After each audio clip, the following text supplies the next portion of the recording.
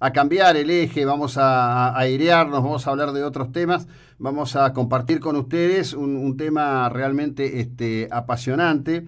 Amador Gualiar está en línea. Él ha pasado una parte de su vida, una década, cubriendo la guerra en Afganistán. Ha estado cubriendo conflictos como el de Irak, la Franja de Gaza, Somalia o Ucrania, y es autor de un libro que es En la tierra de Caín. Amador, buen día, ¿cómo te va? Hola, buenos días. Me va muy bien, muchas gracias por invitarme al programa. Bueno, siguiendo tu trabajo, el otro día veía en tu cuenta de tweet que vos has hecho toda una investigación al respecto de una historia que tiene ribetes apasionantes, que es la obsesión del régimen nazi con Afganistán.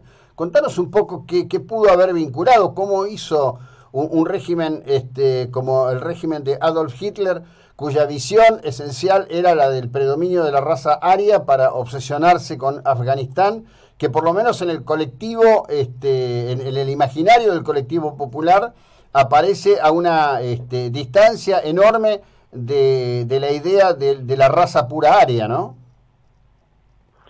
Sí, la verdad es que es una historia muy extraña y que no es muy pública, pero la Alemania nazi, la Alemania del dictador Adolfo Hitler, tenía mucho interés en Afganistán por varios motivos.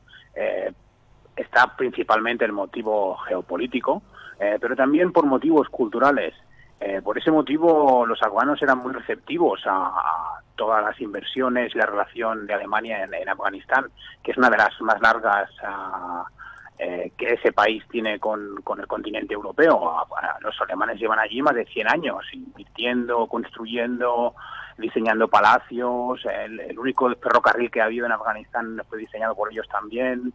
En cuanto a la Segunda Guerra Mundial, por ejemplo, después de esta, el ejército afgano siguió llevando el uniforme de la Wehrmacht, que es el ejército de Hitler, durante muchos años. Y durante la guerra misma, por ejemplo, si uno va al cementerio británico de Kabul, que es donde están los extranjeros, los soldados extranjeros de las guerras antiguas enterrados, allí hay tumbas con los nombres de espías alemanes que trabajaban en Afganistán.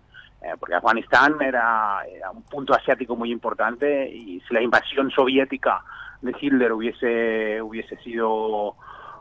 dado los frutos que él esperaba, el siguiente paso era ir a Afganistán.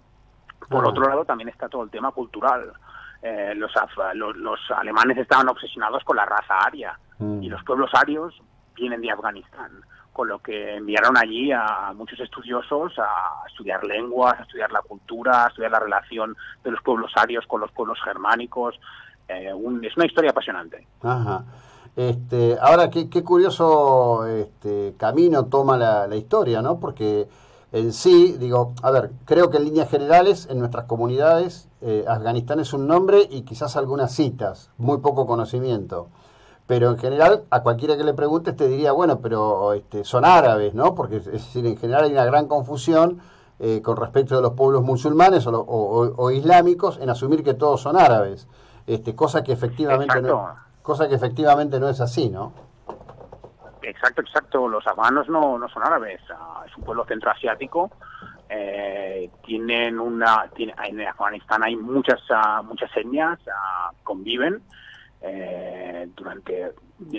Han convivido durante miles de años, y no son árabes, son centroasiáticos. Hay tayikos, hay uzbecos, hay pashtunes, hay muchas tribus, hay nuristanis, hay afganos rubios con los ojos azules, hay afganos que parecen más como los ciudadanos de Mongolia, con los ojos rasgados. O sea que en Afganistán tienes todo tipo de culturas y de personajes, pero la verdad es que el pensamiento de que son árabes es porque es un país islámico, como bien dices. Pero es un país islámico que tampoco lo ha sido durante tanto tiempo. Afganistán tiene una historia que se sale de los márgenes de los libros de historia. Estamos hablando de miles y miles de años. Afganistán ha sido budista hasta no hace mucho. Entonces, hasta que llegó el Islam. Y el Islam llegó de una manera muy violenta y tardó casi 500 años en conquistar el país. O sea que Afganistán es un sitio muy complejo y, como bien dices, no es un país árabe, sino es un país centroasiático. Ahora, digamos, parece ser que, excepción hecha desde un punto de vista cultural de los alemanes, todos, desde los ingleses para aquí, han fracasado con Afganistán. Sin embargo, sigue siendo una suerte de obsesión para distintos pueblos, gobiernos, a través de las eras, ¿no? Absolutamente. Como bien dices, todos los grandes imperios que han ido a luchar a Afganistán han salido perdiendo o se han colapsado después. Los británicos lo intentaron 2 veces y las 2 veces perdieron estrepitosamente y tuvieron que marcharse corriendo.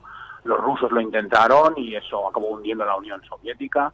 Y ahora los americanos y la coalición internacional lo mismo, y después de 20 años poco se ha conseguido. Los talibanes, como se puede ver en las noticias, están avanzando cada día más, controlan más del 50% del país. Hay unas negociaciones bastante turbias en las que se están renunciando a muchos de los derechos por los que se ha luchado. Es un sitio donde a Afganistán lo llaman el asesino de imperios, con lo que es un tema muy complicado, pero a la vez muy sencillo. Muy complicado porque hay muchas tribus, mucha política y es muy difícil de resolver, pero muy sencillo en cuanto a entenderlo. No solamente Afganistán es un sitio muy importante por 2 motivos. Una, porque es una ruta fundamental hacia Asia y hay muchos países que quieren controlarla, y otra porque tiene unos recursos naturales todavía por desarrollar y por extraer que son impresionantes. Cobre, litio, oro, diamantes, petróleo, todo eso está todavía por explorar en Afganistán, en muchas partes. Y eso es mucho dinero. Y el dinero atrae a los grandes estados. Allí la pugna grande es Estados Unidos, Rusia y China. Y por otro lado está la pugna de Pakistán y Pakistán y India, que utilizan Afganistán como un amortiguador. Exacto. O sea que hay tantas guerras tan diferentes en Afganistán. No solamente es el conflicto de los talibanes contra Estados Unidos y el gobierno afgano. Hay muchos conflictos dentro del conflicto que van desde el puro tema político, tema diplomático, tema criminal, porque también Afganistán es el máximo productor de opio del mundo. Por lo tanto, también está todo el tema de la guerra contra la droga. Es decir, Afganistán en muchos sentidos el gobierno está muy implicado en eso, y claro, para que los oyentes de allí de Sudamérica entiendan un poco más, sería un poco semejante al problema que tiene México ahora mismo, ¿no? Que el narco se mete en el Estado y es muy difícil sacarlo de ahí. Pues lo mismo pasa en Afganistán también. Es decir, que es un país muy complicado. Sí, digamos que la relación en Afganistán con la producción de opio es central, ¿no? Sí, allí son los primeros productores del mundo, exportan a todo el mundo. De hecho, la gran crisis de los opiáceos y de la heroína que está afectando ahora a Rusia y a Estados Unidos, donde desde los años 80 no se veían unos números de adictos a la heroína tan grandes, es porque Afganistán sigue exportando opio a todo el mundo, y tanto lo hacen miembros del gobierno corruptos como lo hacen los talibanes. Los talibanes financian gran parte de sus actividades a través del tráfico de drogas. Claro. Por lo tanto, es algo fundamental allí, y es algo que tiene que ir parejo. No se puede hacer un acuerdo de paz real sin 2 cosas fundamentales. Una es respetar las libertades garantizadas por la Constitución para hombres y mujeres, cosa que es difícil, y la otra es acabar con el tráfico de drogas y con las milicias extremistas. Y eso tiene que ir parejo. Si no va parejo, nunca habrá solución en ese país. Daría la impresión, no sé, que veremos qué ocurre en octubre en Estados Unidos con la elección, pero la decisión de Trump de retirar las fuerzas estadounidenses de allí parece ser muy firme. Parece que lo es. De hecho, ayer conocimos que los Estados Unidos ya han abandonado 5 bases en Afganistán. No sabemos el número exacto de tropas que se han marchado, pero son bases fundamentales, porque en muchas partes de Afganistán, en muchos de los frentes que hay frente norte, frente sur, este y oeste, y en esos frentes hay subfrentes. En muchos de esos frentes las bases de Estados Unidos son cruciales porque proporcionan un apoyo tanto logístico como en combate que las fuerzas afganas todavía necesitan para salir para vencer a la embestida talibán. Los talibanes combaten muy bien desde hace muchos años, tienen unidades de fuerzas especiales como la Unidad Roja, que se llama, o sea que son gente muy profesional y que está muy preparada y que está muy obsesionada con su objetivo de convertir a la República de Afganistán en el Emirato de Afganistán. Y sin la ayuda internacional eso será muy difícil. Y los Estados Unidos es muy firme, pero en el juego afgano nunca se sabe. Como bien dices, las elecciones son pronto. Si Donald Trump pierde, yo creo que Estados Unidos va a rediseñar inmediatamente el plan para Afganistán y continuará su presencia allí. No aumentará mucho las tropas, pero algo hará. Si gana Trump, yo creo que Estados Unidos se marchará lo antes que puedan porque, como ya se ha podido ver, el presidente de Estados Unidos no tiene ningún tipo de interés en apoyar al pueblo afgano, en seguir apoyar su constitución y su democracia y dejarla en manos de yihadistas y de gente que no quiere la libertad del prójimo, sino que quiere subyugar a través del puro fanatismo. Estamos hablando además de un grupo que ha hecho del Islam una auténtica aberración, por otra parte, ¿no? Sin duda, el Islam es una... Yo soy católico, soy cristiano, soy de aquí de España, nací con esa religión y es la que tengo, pero puedo decirte sin lugar a dudas, después de haber pasado muchos años allí, que el Islam es una religión de amor. El Corán es un libro como la Biblia en el que se establecen unos preceptos para ser mejor, no para ser peor. Por supuesto, matar o suicidarte para matar a otros, que es una de las prácticas habituales de los talibanes, eso va en contra de los preceptos del Islam. No hay que confundir nunca una religión de amor, como el catolicismo o el Islam, con el odio puro e intransigente. El fanatismo es muy peligroso. El fanatismo, bueno, es una enfermedad siempre peligrosa. ¿Por qué el título de tu libro es En la tierra de Caín? Pues por una historia muy curiosa. En Kabul hay un cementerio que se llama Shuhada il-Salehim, que está a las afueras de la ciudad y es un cementerio tan grande que el cementerio en sí se ha convertido en una pequeña montaña. Y este cementerio lleva allí miles y miles de años. Pues hay una historia que cuentan los pastunes de Kabul. No hay pruebas al respecto, pero es una leyenda de la que muchos pastunes de Kabul están convencidos. Pues dicen que Caín, el hermano de Abel, el primer asesino de la historia, después de ser expulsado de su tierra, acabó sus días en el valle de Kabul. Y allí está enterrado.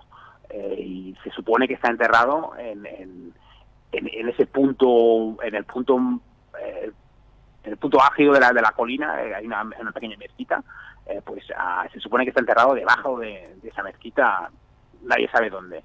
Y de ahí, según estas leyendas, el nombre de la ciudad, Kabul, viene de Kabil en árabe, y de ahí Kabil es Caín. Entonces, hay una leyenda que apunta hacia allí. Bueno. Hay muchas leyendas, ya te digo que en Afganistán hay muchas leyendas que cuentan el surgimiento de la ciudad de Kabul, pero esta es una muy, muy curiosa.